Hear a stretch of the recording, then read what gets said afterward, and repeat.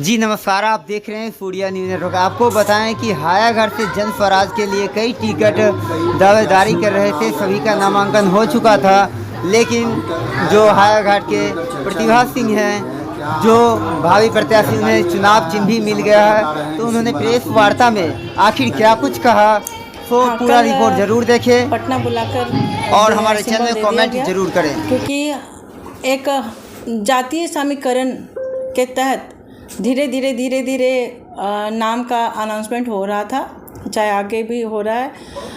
अभी जो फर्स्ट चरण में जो हमारा इलेक्शन है, कल उम्मीद करते हैं कि सबका नाम डिक्लेयर हो जाएगा, आ जाएगा।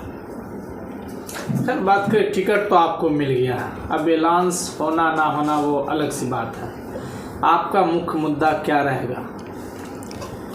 हमारा जन स्वराज का जो 6 मुद्दा है, उसके अलावा जो हमारा घरेलू मुद्दा इन द सेंस कि हायाघाट विधानसभा के जो अपनी परेशानियां हैं, वो मुद्दा हमारा मुद्दा रहेगा, जो हमारे मैनिफेस्टो में वो दिखेगा आपको।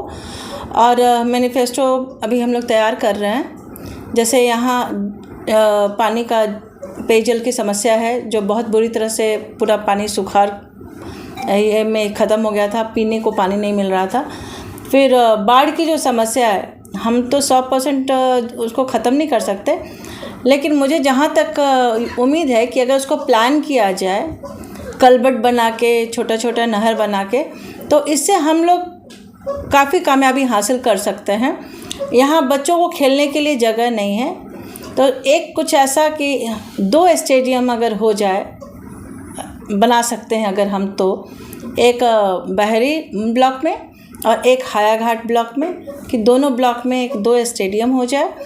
और जितने भी स्कूल हैं, सरकारी स्कूल हैं, जो उच्च विद्यालय हैं, हाई स्कूल, वहाँ पे हमने देखा है, 1-2 जगह पे बच्चों ने मुझे बुलाया था, वहाँ जाकर जो देखा, रोशनी की व्यवस्था नहीं है रात में। ग्राउंड बहुत बड़ा है, लेकिन समुचित व्यवस्था नहीं है। उस पर भी हम ध्यान देंगे और कोशिश करना है कि विद्यालय में अगर रोशनी ही नहीं है, रात के अंधेरे में वो अंधेरे में रहेगा, तो रोशनी वो कहाँ से देगा। हायाघाट में लगातार मुद्दा बनता है चुनाव के समय में स्थानीय और बाहरी को लेकर। आप स्थानीय हैं और जन स्वराज ने आपके ऊपर भरोसा किया है और कई दिनों से आप क्षेत्र में बने हुए हैं। सबसे अहम मुद्दा क्या लग रहा है हायाघाट को ज्वलनशील? हायाघाट में नौकरी का जो समस्या है, पलायन जो है, हर घर से ऐसा कोई घर नहीं मिला जहाँ से लोग काम के लिए बाहर नहीं गए हों, तो वो मुद्दा है। मैंने एक तरह से सोचिए ना, बेसिक आय अगर हम बिहार का देखें तो सबसे कम में हम आते हैं बिहार में। और तो सोच लीजिए कि गरीबी रेखा, हम लोग किस कदर गरीबी रेखा के पास हैं। उसका कारण है कि हमारे पास नौकरी नहीं है, समुचित व्यवस्था नहीं है, इसके कारण। तो उसको जो हम लोग कहते हैं ना कि कैसे दूर किया जाए। अगर हम वहाँ पे कल कारखाना बना रहे हैं, जगह है, गवर्नमेंट की जगह है, वहाँ पे हम लोग बना रहे हैं, तो लोगों को रोज़गार दे सकते हैं हम। अगर रोज़गार नहीं दे सकते हैं, तो आप करने क्या आए हैं या हम करने क्या आए हैं? यहाँ इतनी सारी जगह हैं। अगर आप देख लीजिए, अशोक पेपर मिल 400-500 एकड़ आई थिंक वो ज़मीन होगा, वहाँ जो था वो नहीं है। उस जगह पे मैंने यहाँ से हट के आप समस्तीपुर चले जाइए ना, राइस मिल हमने बहुत बढ़िया धसान देखा है वहाँ पे मसाला का फैक्ट्री देखा है, लेकिन दरभंगा में नहीं है। दरभंगा, हम पूरा दरभंगा की बात कर रहे हैं, तो वहाँ नहीं है। खासकर जो विलेज वाला एरिया है, पार्ट है, बहुत पीछे है, उसको हमको आगे लाना है। और मेरा एक सपना है कि हम हायाघाट विधानसभा को मॉडल विलेज बना के रखें, कि जहाँ सारी सुख सुविधा हो। सपना है, कोशिश करेंगे कि जब तक ये पूरा ना हो हम सो नहीं पाए।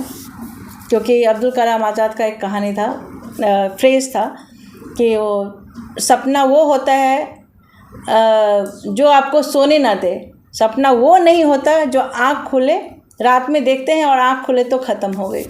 तो मुझे वो सपना देखना है जो हमको सोने नहीं देना। एक सवाल, आप लंबे समय से कांग्रेस पार्टी में थे, आपके लिए दूसरे दल भी थे, दूसरे दल का भी दरवाज़ा खुला हुआ था जाने के लिए, आपने जन स्वराज को ही क्यों चुना?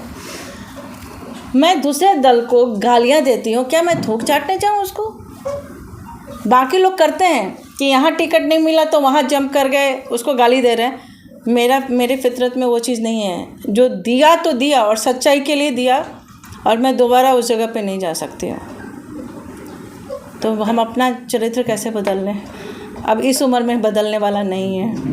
एनडीए और महागठबंधन दोनों में टिकट आगे चल रहा है।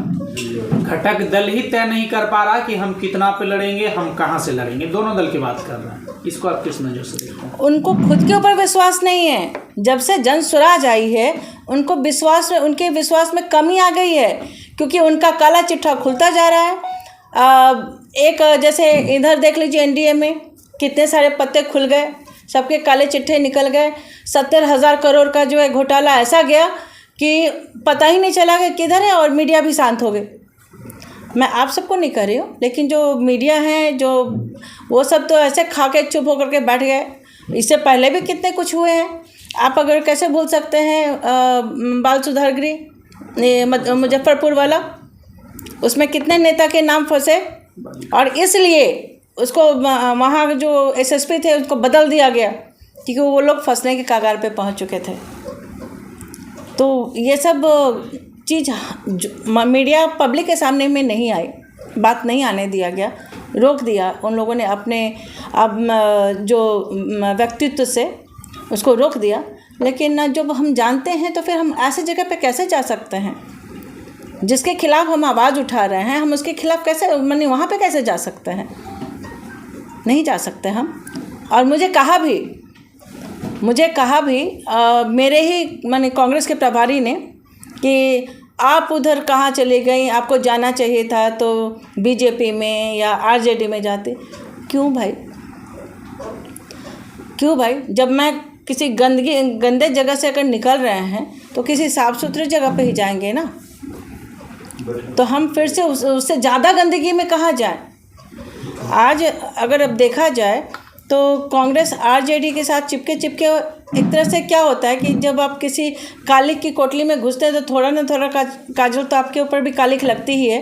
तो कालिख उनके ऊपर भी लग रहा है, ये उनको समझने में नहीं आ रहा है।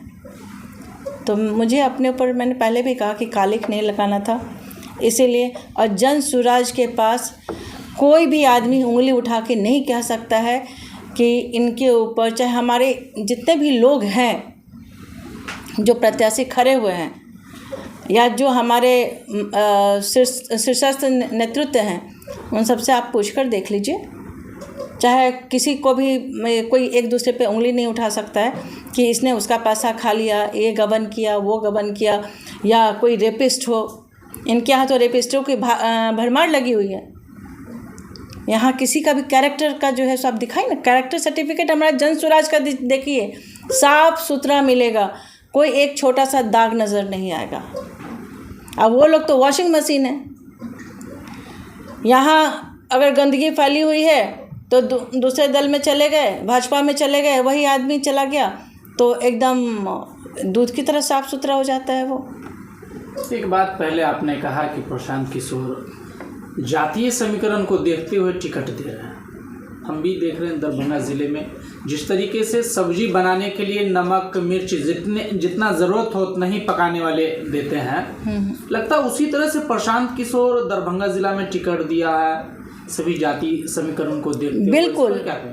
बिल्कुल। अगर हर जाति का नुमाइंदा नहीं होगा हमारे पास तो उन जातियों में अगर कुछ कमी है या कुछ खामियां हो रही हैं जो उनको ऊपर लाने के लिए किया जाए तो कैसे पता चलेगा? तो इसके लिए हर जाति विशेष के लोग को इस चुनाव प्रक्रिया में आना चाहिए, और प्रशांत किशोर जी वैसे ही कर रहे हैं, ला रहे हैं। अगर जनता आपको चुनती है, आप जीत जाते हैं, तो क्या लग रहा है कि लगातार अशोक पेपर मिल को लेकर तमाम दल, तमाम नेता इसको राजनीति किए हैं, वोट बटोरने का काम किया है। आपके जीतने के बाद में क्या हो गया आपका पहला फैसला? अगर उसका जो पूरा अशोक पेपर मिल का जो कब्र है, पूरा कब्र खुदवाऊंगी, खोदने की कोशिश करूंगी। अगर मेरे से नहीं हो सका तो पूरा हाया घाट की जनता को लेकर मैं उस जगह पे जाके बैठूंगी, और मेरा वो डिमांड रहेगा कि क्यों नहीं वहाँ पे कोई भी कल कारखाना हो रहा है। जो भी पार्टी हो, हमारी पार्टी होगी तो हम लोग तो स्वतः कह ही रहे हैं, अगर दूसरी पार्टी अगर आई सत्य में, जो कि मुझे उम्मीद नहीं है, तो बिगुल बजेगा। जीतने से पहले तो वादा कर देते हैं कि हम पेपर मिल को चलाएंगे, वहाँ पे जो भी मामला है ख़त्म करेंगे, लेकिन सीट मिलते ही भूल जाते हैं, 5 साल तक भूल जाते हैं। जन स्वराज नाम ही जन स्वराज है, और उसमें जितने लोग हैं सब सुलझे हुए लोग हैं। तो जब लोग सुलझे हुए हैं तो वो जो भी काम कहेंगे या प्रण करेंगे करने के लिए, तो प्रायोरिटी बेसिस पे करेंगे और सीना ठोक के करेंगे। अच्छा, हायाघाट विधानसभा में एक तरफ महागठबंधन है, दूसरी तरफ एनडीए है और तीसरा में आप है, क्या लग रहा है कि बड़ी चुनौती है जीतने के लिए? मुझे बिहार बदलाव परिवर्तन चाहिए और संगठन परिवर्तन चाहिए। संगठन में मतलब ऊपर जो हमारा जो अभी सीएम जैसे बैठे हुए हैं वो सब सत्ता परिवर्तन चाहिए। लोग चाह रहे हैं कि वो सारा परिवर्तन हो, तो हम लोग की लड़ाई तो उन्हीं से है और हम लोग बदलेंगे। पब्लिक चाहती है बदलना, सिर्फ जन स्वराज ही नहीं, जितनी पब्लिक से हम लोग मिल रहे हैं, जिनके जगह घर पे जा रहे हैं या हम मीटिंग में गए, सब चाह रही है कि बदलाव चाहिए बिहार को। सब तंग हाल हैं, थक गए हैं, और जन स्वराज एक अच्छी पार्टी बन के उभरेगी। नॉमिनेशन कब करवा रहे हैं? 16 तारीख को नॉमिनेशन करेंगे। कितने संख्या में समर्थक को ले जाइएगा? समर्थक पूरा हायाघाट तैयार है आने के लिए, और सारे के सारे लोग कह रहे हैं कि मुझे भी आना है, मुझे भी आना है, मुझे भी आना है, लेकिन वहाँ तक पहुँचना नहीं दे रहे हैं गाड़ियों को या कुछ ऐसा। तो हम लोग कोशिश करेंगे कि माने ऐसा ना हो कि हम लोग के लोगों से अपील करना चाहेंगे कि हम आपके ही घर के हैं, आपसे दूर नहीं हैं। आपके लिए वीरान जगह को मैंने आबाद किया है, आपके बच्चों की शिक्षा के लिए।